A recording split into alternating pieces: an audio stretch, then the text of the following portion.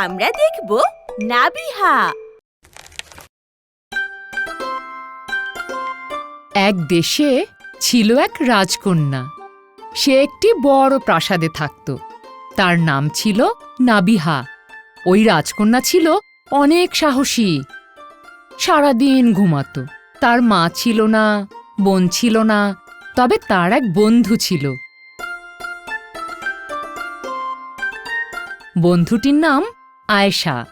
নাবিহা আর আয়েশা নানা ধরনের খেলা খেলত।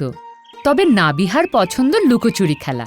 নাবিহা স্কুলে যেতেও পছন্দ করত, কারণ স্কুলে গেলে সে তার সব বন্ধুদের নিয়ে মজা করে লুকোচুরি খেলতে পারত।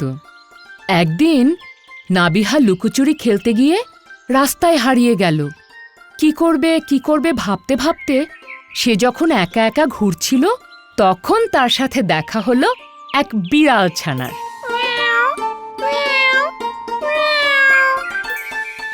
সে বিড়াল ছানাকে কোলে তুলে নিল আর অনেক আদর করল। আদর পেয়ে বিড়াল ছানাটা নাবিহার সাথে সাথেই ঘুরতে থাকলো।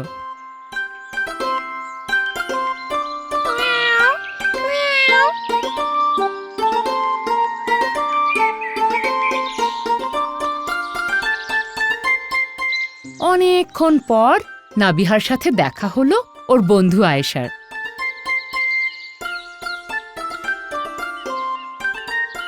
আয়েশা নাবিহাকে খুঁজে পেয়ে বলল, নাবিহা, লুকোচুরি খেলতে গিয়ে তুমি কোথায় হারিয়ে গেলে?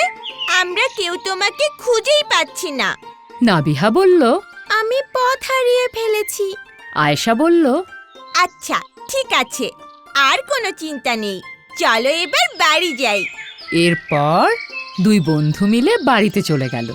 রাস্তায় খুঁজে পাওয়া বিড়ালটা নাবিহার সাথেই ছিল, তাই নাবিহা বিড়ালটাকেও বাড়ি নিয়ে গেল। নাবিহা বিড়ালটার অনেক যত্ন করল। বিড়ালটা নাবিহার সব কথা শুনত আর সারাদিন মিয়াও মিয়াও করত।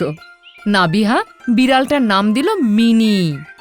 নাবিহা মিনিকে যাই বলতো, মিনি তার উত্তরে বলতো মিয়াও। নাবিহা বলতো, এই মিনি, ইঁদুর ধরো। মিনি বলতো মিয়াও। নাবিহা বলতো, এই মিনি, গোসল করবে চলো। মিনি বলতো মিয়াও, মিয়াও। নাবিহা বলতো, এই মিনি, দুধ ভাত খাবে, এসো। মিনি বলতো মিয়াও, মিয়াও, মিয়াও। মিনির মিয়াও মিয়াও শুনে নাবিহা হাসতে হাসতে গড়াগড়ি খেত। এভাবেই নাবিহা আর মিনির সারাদিন কেটে যেত।